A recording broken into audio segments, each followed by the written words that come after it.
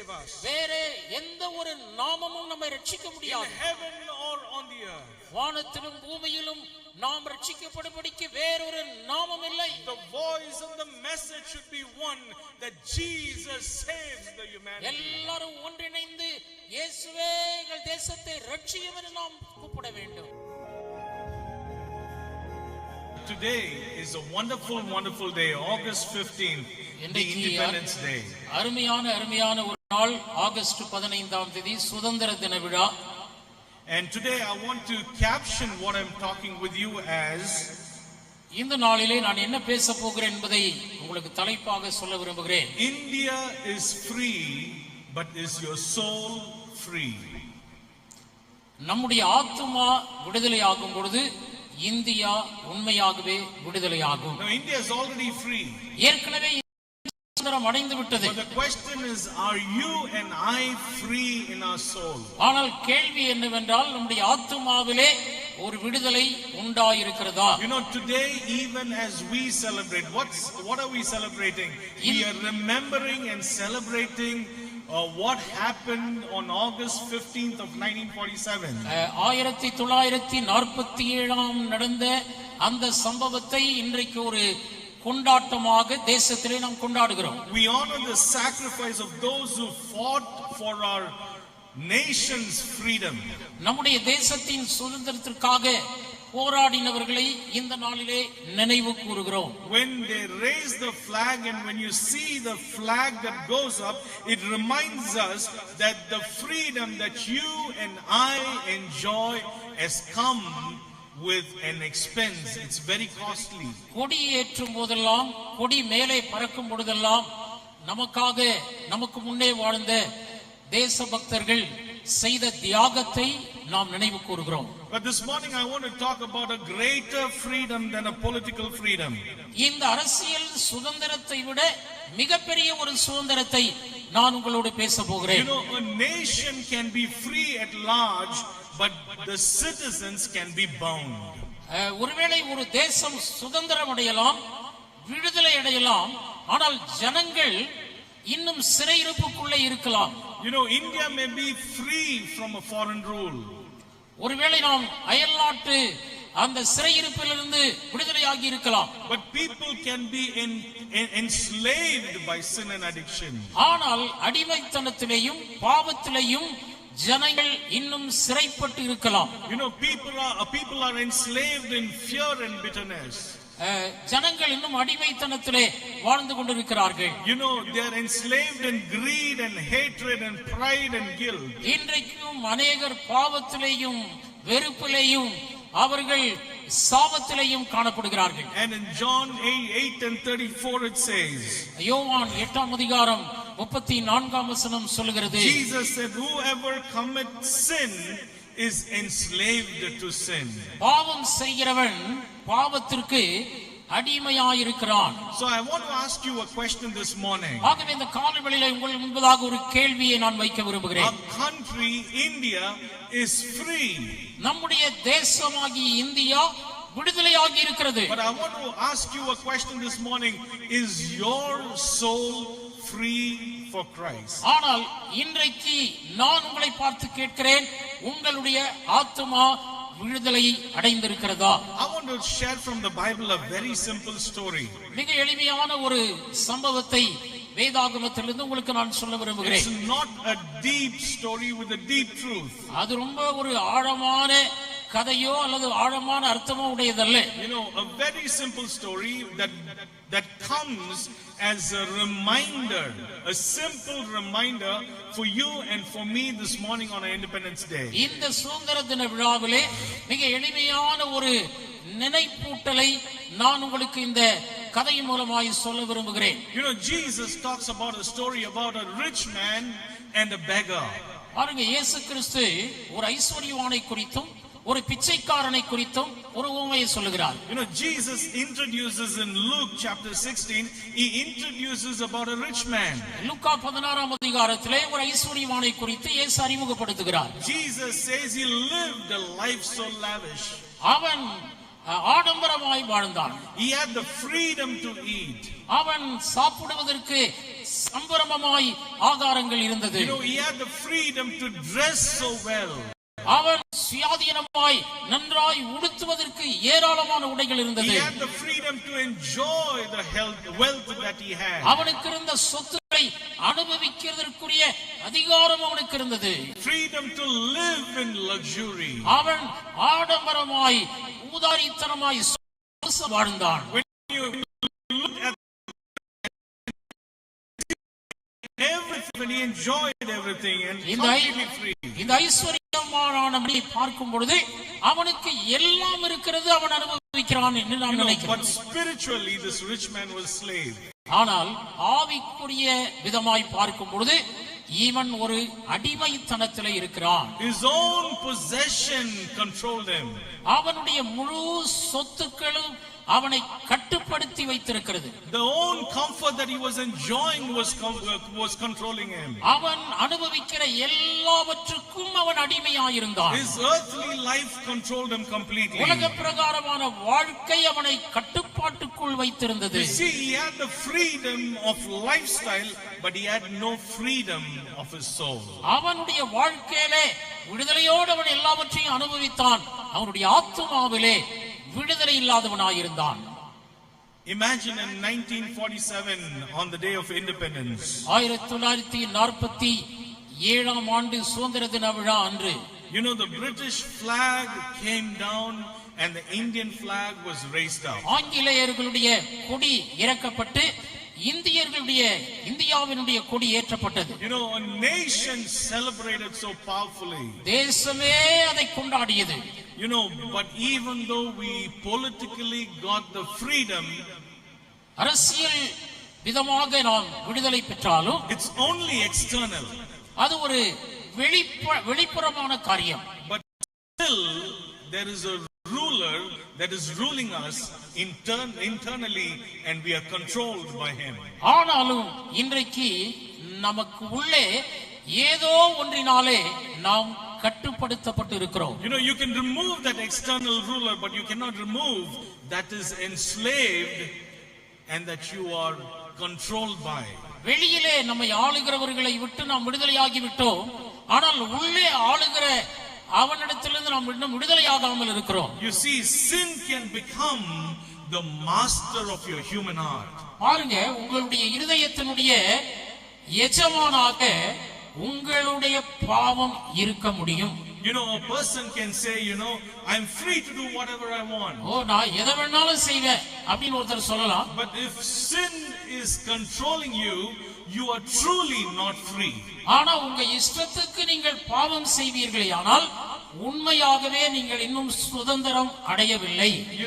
Jesus said in John chapter 8 and verse 36. யோவான் 8:36 இயேசு என்ன சொல்லுகிறார்? Jesus said beautifully, how will you be set free? எப்படி நீங்கள் விடுதலையாக முடியும், சுதந்திரம் அடைய முடியும் என்று இயேசு அழகாய் சொல்லுகிறார். Jesus said, only if the Son therefore shall make you free, you shall be free indeed. ஆகையால் குமார் மெய்யாகவே நீங்கள் விடுதலையாவீர்கள். You see, this Independence Day, இந்த சுதந்திர தின விழாவிலே there is something that you and I need to examine ourselves. நம்மை நாமே நாம் ஆராய்ந்து பார்க்க வேண்டியவர்களாய் இருக்கிறோம். Just not celebrating outwardly that we are free politically and there is nobody ruling. We need to ask the question, not as a citizen but as a human, am I free indeed? நாம் யாருக்கும் நான் அடிமை இல்லை, நான் விடுதலையாக இருக்கிறேன் அப்படின்னு நினைக்கிறீங்களா? இல்லனா உண்மையாகவே ஆண்டவர் உங்களை விடுதலையாக்கி இருக்கிறாரா? நான் விடுதலையாக இருக்கிறேன் என்று சொல்ல முடியுமா? And Jesus said, only if the Son sets you free, you shall be free indeed. Otherwise you are still born and you still have no freedom in life. இயேசு கிறிஸ்து சொல்கிறார், குமாரன் விடுதலையாக்கினால் மெய்யாகவே நீங்கள் விடுதலையாவீர்கள். Now Jesus also introduces another character, a beggar named Lazarus. இன்னொரு மனிதனை, இன்னொரு குணாதிசயத்தை அங்கே பார்க்கிறோம். அவன் பிச்சைக்காரனாகிய லாசரு. Lazarus was seen by the world as a beggar. உலக பிரகாரமாக லாசருவை ஒரு பிச்சைக்காரனாய் ஜனங்கள் பார்க்கிறார்கள். But God saw a soul in that man. ஆனால் தேவனோ அவனை ஒரு ஆத்துமாவாக பார்க்கிறார். You know, how does the Bible portray him? வேதம் அவனை எப்படி காட்டுகிறது? Lazarus was a sick man.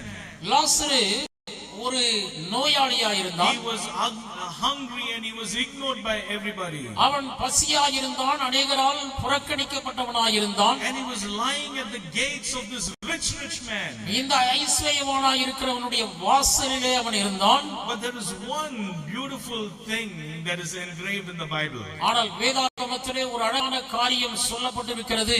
Jesus only calls the rich man as rich man. இயேசு கிறிஸ்து ஐஸ்வரியவானை தான் ஐஸ்வரியவான் என்று சொன்னார். But Jesus knew the name of this beggar and his name was Lazarus. ஆனால் இந்த பிச்சைக்காரன் என்று சொல்லாமல் லாசரு என்று சொல்கிறார். You know, the world may not know your name today. பெயரை சொல்லுங்க. உலகம் ஒருவேளை உங்களுடைய பெயரை அறியாமல் இருக்கலாம். But God knows your name. ஆனால் தேவனோ உங்கள் பெயரை அறிந்திருக்கிறார். He knows you even before you were formed in the womb of your mother. உங்களுடைய தாயின் கர்ப்பத்திலே நீங்கள் உருவாகுவதற்கு முன்பதாகவே உங்களை அறிந்திருக்கிறார். Even before the foundations of the world was laid, he knew you. உலக தோற்றத்திற்கு முன்பதாகவே அவர் உங்களை அறிந்திருக்கிறார். He has a plan and a purpose for your life. உங்களுடைய வாழ்க்கையிலே ஒரு திட்டத்தையும் ஒரு நோக்கத்தையும் அவர் வைத்திருக்கிறார். The world may overlook you in your life. உங்களை கண்டும் காணாமல் இந்த உலகம் இருக்கலாம். But God sees every detail of yours. ஆனால் உங்கள் உட்கார்தலையும் உங்கள் எழுந்திருக்குதலையும் தேவன் அறிந்திருக்கிறார். You see, the world saw him as a beggar, but God measured him as a soul. உலகம் அவனை பிச்சைக்காரனாய் பார்த்தபோது ஆண்டவர் அவனை ஒரு ஆத்துமாவாக பார்க்கிறார். You see, the world may measure you by the wealth and the money you have. உலகமானது உங்களுடைய சொத்துக்களையும் உங்களுடைய பணத்தையும் வைத்து உங்களை மதிக்கிறது. But God measures a man only by the condition of his soul. ஆனால் தேவனோ உங்கள் இருதயத்தின் உங்கள் ஆத்துமாவின் நிலைமையை வைத்துதான் உங்களை பார்க்கிறார். So Jesus uses two people. One is a rich man and one is a beggar. ஆகவே இயேசு இருவரை அறிமுகப்படுத்துகிறார். ஒருவன் ஐஸ்வரியவான், இன்னொருவன் பிச்சைக்காரன். And then Jesus goes on to say, அதற்கு பிறகு இயேசு என்ன சொல்லுகிறார்? and it came to pass that both of them died, the rich man and the beggar. இரண்டு பேரும் ஐஸ்வரியவானும் பிச்சைக்காரனும் ஒரு நாள் மரித்து போகிறார்கள். See, once they died, you know, it becomes meaningless because there's no rich or there's no poor. பாருங்க, மரணம் என்று வந்து விட்டால் ஒரு வித்தியாசம் இல்லை. பணக்காரனும் கிடையாது, பிச்சைக்காரனும் கிடையாது. The rich man wealth was not able to save him. அந்த பணக்காரனுடைய பணம் அவனை காப்பாற்ற முடியவில்லை. Neither the Lazarus, the beggar's poverty was not able to condemn him. இந்த பிச்சைக்காரனுடைய தரித்திரமும் அவனை விட்டு வைக்கவில்லை, அவனும் மரிக்கிறான். Now for these two people one thing became common. பாருங்க, இந்த ரெண்டு பேருக்கும் பொதுவான ஒரு விஷயம் என்ன? And what is that? என்னது? Eternity became an issue. நித்தியம் ஆரம்பிக்கிறது. You know, eternity is what we need to think today. நித்தியத்தை தான் ஒரு காரியமாய் ஒரு பிரச்சனையாய் நாம் நினைக்க வேண்டும். And then Jesus said that the rich man went to hell and the beggar came to heaven. வேதம் சொல்லுகிறது ஐஸ்வரியவான் நரகத்திற்கு போனான், லாசரு பரலோகத்திற்கு போனான். And in hell, Jesus said, and in hell he lifts up his eyes being in torments. நரகத்திலே அவன் உபத்திரவப்பட்டு ஆண்டவரை நோக்கி பார்க்கிறான். There is a great separation between the rich man and the beggar. அந்த பிச்சைக்காரன் இருக்கிற இடத்திற்கும் ஐஸ்வரியவான் இருந்த இடத்திற்கும் ஒரு பெரிய பிளவு உண்டாயிருக்கிறது. You see, the rich man suddenly realized that he ignored something that was so important in life, and that was eternity. நித்தியத்திலே ஒரு பெரிய ஒரு வித்தியாசத்தை அவன் பார்க்கிறதை நாம் பார்க்கிறோம். And he cried out to God. அவன் தேவனை நோக்கி கதறுகிறான். Would you send somebody to my brothers? என்னுடைய சகோதரர்கள் இருக்கிறார்கள், அவர்களிடத்திற்கு என்னை அனுப்பும் என்று சொல்கிறான். You know, I don't want my brothers and my family to come to the same place where I am being tormented. நான் இருக்கிற இந்த இடத்திற்கு என்னுடைய சகோதரர்கள் வரக்கூடாது என்று ஐஸ்வரியவான் ஜெபிக்கிறான். You see, that's the urgency of redeeming our soul. நம்முடைய ஆத்துமாவை விடுதலையாக்குகிறது என்றால் அவ்வளவு அவசரமும் You அவசியமாயிருக்கிறது. see, today, even as we celebrate this freedom of our nation, பாருங்க, இன்னைக்கு நம்முடைய சுதந்திர தினத்தை நாம் கொண்டாடும் போது but our nation needs another freedom. நம்முடைய தேசத்துக்கு இன்னொரு விடுதலை தேவையாயிருக்கிறது. Freedom from sin of our life. நம்முடைய வாழ்க்கையின் பாவத்திலிருந்து விடுதலை. Freedom from hating one another. ஒருவரை ஒருவர் பகைக்கிறதிலிருந்து விடுதலை. Freedom from corruption and freedom from addiction. ஊழலிலிருந்து விடுதலை, அடிமைத்தனத்திலிருந்து விடுதலை. Freedom from unforgiving one another. ஒருவரை ஒருவர் மன்னிக்காததிலிருந்து விடுதலை. Freedom from fear and spiritual darkness. பயத்திலிருந்தும் அந்தகாரத்தின் இருட்டுக்கும் நமக்கு ஒரு விடுதலை தேவையாயிருக்கிறது. I want to ask you one question this morning. இங்க வந்திருக்கிற எல்லாரையும் பார்த்து நான் ஒரு கேள்வி கேட்க விரும்புறேன். Can we go and tell our CM Vijay, நம்முடைய முதலமைச்சர் விஜயை பார்த்து, can please give us the freedom from sin and corruption and hatred and unforgiveness? Can he give us politically? ஐயா, பாவத்திலிருந்தும் எங்களுக்கு அடிமைத்தனத்திலிருந்தும் பகையிலிருந்தும் மன்னிக்காத தன்மையிலிருந்தும் விடுதலை கொடுங்கள் என்று கேட்க முடியுமா? I'll go give him 1 crore from Christian minority. கிறிஸ்தவ சிறுபான்மையினருக்கு 1 கோடி நான் தருகிறேன். Please take this away from our state. ஆகவே இதை இவ்வளவு நாங்கள் தருகிறோம், நீங்கள் எங்களிடத்திலிருந்து இதெல்லாம் எடுத்துருங்கன்னு சொல்ல முடியுமா? This cannot be purchased or achieved by a political party. இப்படிப்பட்ட ஆத்ம விடுதலை பணத்தினாலும் வாங்க முடியாது, எந்த அரசியல் தலைவரும் கொடுக்க முடியாது. True freedom comes when you put your trust in Jesus Christ. உண்மையான விடுதலை இயேசுவை நம்பும் போது மாத்திரமே நமக்கு கிடைக்கிறது. That's why Jesus said in John chapter 8 and 36. ஆகவே தான் இயேசு யோவான் 8ஆம் அதிகாரம் 36ஆம் வசனத்திலே சொல்கிறார், If only the Son will set you free, you shall be free indeed. Otherwise you are still bound by your friend. உண்மையாகவே குமாரனாகிய இயேசு உங்களை விடுதலையாக்கினால் மட்டுமே நீங்கள் விடுதலையாவீர்கள். Independence today, what we celebrate, has come with a tremendous price. இன்றைக்கு நாம் கொண்டாடுகிற இந்த சுதந்திர தின விழா நிறைய தியாகங்களினால் வந்தது. Countless people and thousands of people have shed their blood so we can live in freedom today. கோடிக்கணக்கான சுதந்திர போராட்ட வீரர்கள் தங்களுடைய இரத்தத்தை சிந்தினபடியினாலே தான் இன்றைக்கு நாம் இதை கொண்டாடுகிறோம். And today we honor the sacrifice of our forefathers. இன்றைக்கு நம்முடைய முற்பிதாக்கள் தேசபக்தர்களுடைய தியாகத்தை நாம் கனம் பண்ணுகிறோம். But there was another sacrifice. ஆனால் இன்னொரு தியாகம் இருக்கிறது. At the Calvary there was a cross. பாருங்க, கல்வாரி சிலுவை. Jesus Christ shed his blood so that you and I can have freedom of a soul and have eternity. நீங்களும் நானும் ஆத்துமாவிலே விடுதலை அடையும்படியாய் நித்திய வாழ்க்கைக்கு செல்லும்படியாய் இயேசு தன்னை ஒப்புக் கொடுத்தார். Bible says in 1 Corinthians 15 and 3. 1 கொரிந்தியர் 15ஆம் அதிகாரம் 3ஆம் வசனத்திலே வேதம் சொல்லுகிறது, Christ died for our freedom and for our sins. கிறிஸ்து நம்முடைய பாவங்களுக்காக மரித்தார். You see the national flag today we have. நமக்கு இன்னைக்கு இருக்கிற தேசிய கொடியை பார்க்கிறோம். It symbolizes and signifies the price that was paid by our forefathers. நம்முடைய தேசபக்தர்கள் நமக்காக செய்த தியாகத்தை அது காட்டுகிறது. That signifies the cost of the freedom we have.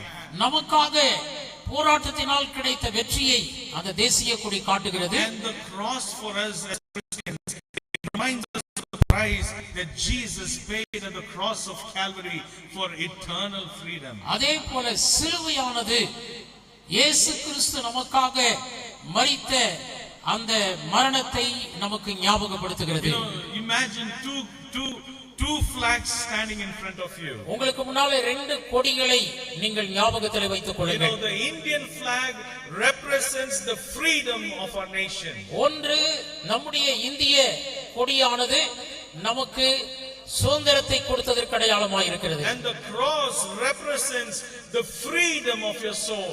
இன்னொன்று அந்த சிலுவை நம்முடைய ஆத்மாவுக்கு கிடைத்த விடுதலைக்கு அடையாளமாக இருக்கிறது. The Indian flag will look at you and tell you you are free from foreign rule. தேசிய கொடி நம்மை பார்த்து சொல்கிறது, நீ அயலகத்தாருடைய ஆட்சியிலிருந்து சுதந்திரம் அடைந்திருக்கிறாய். And the cross that will look at you and tell you you can be free as a man from the sin. ஆனால் சிலுவை சொல்கிறது ஒரு மனிதனாய் ஒரு மனுஷியாய் நீ பாவத்திலிருந்து சுதந்திரம் அடைந்திருக்கிறாய். You know, the flag represents the freedom of your country. தேசிய கொடியானது நம்முடைய தேசத்தினுடைய சுதந்திரத்தை காட்டுகிறது. And the cross represents the freedom of your eternity. ஆனால் சிலுவையானது நித்தியத்துக்கும் கர்த்தர் நம்மை விடுதலையாக்கினதை காட்டுகிறது. And today as Indian, as citizen, it is a must we celebrate our national freedom. ஆகவே இன்றைக்கு இந்தியர்களாய் இருக்கிற நாம் நிச்சயம் இந்த சுதந்திர தினத்தை கொண்டாட வேண்டும். But as human beings, we must ask, am I spiritually free indeed? தேவ பிள்ளைகளாய் இருக்கிற நாம், மனிதராய் இருக்கிற நாம் உண்மையாகவே நான் ஆவிக்குரிய வாழ்க்கையிலே ஆத்துமாவிலே விடுதலையாக்கப்பட்டிருக்கிறேனா? My friend, today even as we celebrate India's freedom, I want to ask you one question. இந்த நாளிலே அருமையான நண்பரே, உங்களை பார்த்து ஒரு கேள்வி கேட்கிறேன். Are you truly free in your heart? உங்களுடைய இருதயத்திலே நீங்கள் விடுதலையாக்கப்பட்டிருக்கிறீர்களா? Only Jesus can set you free. இயேசு மாத்திரமே உங்களை விடுதலையாக்க முடியும். I want to ask you this question again. மறுபடியும் இந்த கேள்வியை நான் வைக்கிறேன். Have you put your trust in Jesus? இயேசுவின் மேலே உங்கள் நம்பிக்கையை வைத்திருக்கிறீர்களா? I want to ask you, are you washed in the blood of Jesus? இயேசுவின் இரத்தத்தினால் நீங்கள் கழுவப்பட்டிருக்கிறீர்களா? You may be politically free. நீங்கள் உலக பிரகாரமாய் விடுதலை கொண்டாடலாம். But are you bound in your sin? ஆனால் உங்கள் பாவத்திலே நீங்கள் கட்டப்பட்டிருக்கலாம். Maybe you smile publicly. ஒருவேளை வெளியிலே நீங்கள் சிரிக்கலாம். But you cry privately in life. ஆனால் இருதயத்திலே நீங்கள் அழுது கொண்டிருக்கலாம். Maybe you think that people think that you have everything. எல்லாமே உங்களுக்கு இருக்கிறதாக மற்றவர்கள் நினைக்கலாம். But your heart is totally empty today. ஆனால் உங்கள் இருதயமோ இன்றைக்கு வெறுமையாய் இருக்கிறது. Maybe you also have money but there is no peace in your family. உங்களுக்கு பணம் இருக்கிறது ஆனால் குடும்பத்திலே சமாதானம் இல்லாமல் இருக்கலாம். Maybe you have success in life. வாழ்க்கையிலே வெற்றி அடைந்திருக்கலாம். But you have no salvation of knowing Jesus as your இயேசுவை personal அறிகிற Savior. அந்த ரட்சிப்பை நீங்கள் பெறாமல் இருக்கலாம். And today Jesus is calling you. இன்றைக்கு இயேசு உங்களை அழைக்கிறார். If you have not known him in your life, உங்களுடைய வாழ்க்கையிலே அவரை அறியாதவர்களாய் இருந்தால், if you have not accepted Jesus in your life, உங்களுடைய வாழ்க்கையிலே இயேசுவை இதுவரைக்கும் நீங்கள் அறிந்து கொள்ளாதவர்களாய் Jesus இருந்தால், is calling you today. இயேசு இன்றைக்கு உங்களை அழைக்கிறார். There is only one chance. ஒரே ஒரு சந்தர்ப்பம். Make that decision today. இன்றைக்கே ஒரு தீர்மானம். In Matthew chapter 11 and 28, மத்தேயு 11ஆம் அதிகாரம் 28ஆம் வசனம். Jesus says beautifully, இயேசு மிக அழகாக சொல்லுகிற ஒரு வாக்கியம். call unto me என்னை நோக்கி கூப்பிடுங்கள், all that you labor and heavy laden, and I will give you rest. வருத்தப்பட்டு பாரம் சுமக்கிறவர்களே நீங்கள் எல்லாரும் என்னிடத்திலே வாருங்கள். You don't need another religion or philosophy. பாருங்க, இன்னொரு தத்துவமோ இன்னொரு மதமோ நமக்கு தேவையில்லை. You don't need another political solution. இன்னொரு அரசியல் தீர்வு நமக்கு தேவையில்லை. All you need for your soul is Jesus within you. உங்கள் ஆத்துமாவுக்கு தேவை எல்லாமே ஒன்றே ஒன்று, அவர்தான் இயேசு. And today, even as we celebrate Independence Day, இந்த நாளிலே நாம் சுதந்திர தினத்தை கொண்டாடுகிறோம். we as a family should pray, Lord, bless India, Lord. ஆண்டவரே, கிறிஸ்தவர்களாய் இருக்கிற நாம் ஜெபிக்க வேண்டிய ஜெபம், எங்கள் தேசத்தை ஆசீர்வதியும். Lord, save India, Lord. அது மாத்திரமே எங்கள் தேசத்தை ரட்சியும். Lord, save all our families, Lord. ஆண்டவரே, எங்கள் குடும்பங்களை எல்லாம் ரட்சியும். Lord, save our young people, Lord. எங்களுடைய வாலிபர்களை ரட்சியும். Save our villages, Lord. ஆண்டவரே, எங்கள் சொந்த பந்தங்களை ரட்சியும். Lord, save our cities, leaders and the churches and the entire எங்களுடைய nation, Lord. பட்டணத்தையும் தலைவர்களையும் அதிகாரிகளையும் ரட்சியும் ஆண்டவரே. And let the church arise with one message. ஒரே ஒரு செய்தி தான் இன்றைக்கு திருச்சபைக்கு. We need to arise with one voice and one message. ஒரே சத்தத்தோடு நாம் ஒன்றிணைந்து ஒரே செய்தியை தான் சொல்லுகிறோம். And what is that message? அந்த செய்தி என்ன? The message is Jesus saves. இயேசு ரட்சிக்கிறார். Only Jesus saves. இயேசு மாத்திரமே ரட்சிக்க There முடியும். is no other name that can save us. வேற எந்த ஒரு நாமமும் நம்மை ரட்சிக்க In முடியாது. heaven or on the earth. வானத்திலும் பூமியிலும் நாம் ரட்சிக்கப்படும்படிக்கு வேறொரு நாமம் இல்லை. The voice and the message should be one, that Jesus saves the humanity. எல்லாரும் ஒன்றிணைந்து இயேசுவே எங்கள் தேசத்தை ரட்சியும் என்று நாம் கூப்பிட வேண்டும். You know, India's freedom was purchased with sacrifices and bloodshed. நம்முடைய இந்திய தேசத்தினுடைய சுதந்திரம் அநேகருடைய போராட்டமும் ரத்தம் சிந்துதலும் அதனால தான் நமக்கு கிடைத்தது. And your salvation and my salvation was purchased by the blood of Jesus Christ. ஆனால் உங்களுடைய என்னுடைய ரட்சிப்பும் இயேசு கிறிஸ்துவின் இரத்தத்தினால் நமக்கு கிடைத்தது. So today, even as we celebrate the freedom of our nation, it is important that we receive the freedom that Christ is offering us today. இந்த சுதந்திர தினத்திலே நாம் கிறிஸ்து நமக்கு கொடுக்கிற அந்த உண்மையான விடுதலையை நாம் பெற்றுக்கொள்வோமாக. Because one day the Indian flag will no longer fly. ஒரு நாள் வரும்போது அந்த கொடி இருக்காது. Our houses will be gone. நம்முடைய வீடுகள் எல்லாம் போய்விடும். Our wealth will be gone. நம்முடைய சொத்துக்கள் போய்விடும். Our earthly achievements will be forgotten totally. நம்முடைய சாதனைகள் எல்லாவற்றையும் ஜனங்கள் மறந்து போய்விடுவார்கள். But your soul, even after you die, will live forever. ஆனால் உங்களுடைய மரணத்திற்கு பிறகு இருக்கக்கூடிய ஒன்றே ஒன்று உங்களுடைய ஆத்துமா. And Jesus asked one question. இயேசு ஒரு கேள்வி கேட்கிறார். What will it profit a man if he gains the whole world and loses his soul over it? மனுஷன் உலகம் முழுவதையும் ஆதாயப்படுத்திக் கொண்டாலும் தன் ஜீவனை தன் ஆத்துமாவை நஷ்டப்படுத்தினால் அவனுக்கு லாபம் என்ன? What profits a man? என்ன அவனுக்கு என்ன லாபம்? You know, today I want to ask you. நான் உங்களை பார்த்து ஒன்று கேட்கிறேன். This offer that Christ gives us is still open. கிறிஸ்துவனுடைய இந்த ஒரு சலுகை இன்றைக்கு உங்களுக்கு நேராய் கடந்து வருகிறது. If you put your heart and your mind and trust in Jesus, there is a freedom of eternity. இந்த நாளிலே இயேசுவை நம்பும் பொழுது ஆண்டவர் உங்களுக்கு ஒரு ரட்சிப்பையும் சமாதானத்தையும் உங்கள் எல்லாருக்கும் கொடுக்க அவர் வல்லவராய். If the Son sets you free, you shall be free indeed. இயேசு விடுதலையாக்கினால் மெய்யாகவே நீங்கள் விடுதலையாவீர்கள். And I want to say, be free indeed. உண்மையாகவே நீங்கள் விடுதலை ஆவீர்கள். Jai Hind. Jai Hind. God bless you all. கர்த்தர் உங்களை ஆசீர்வதிப்பாராக.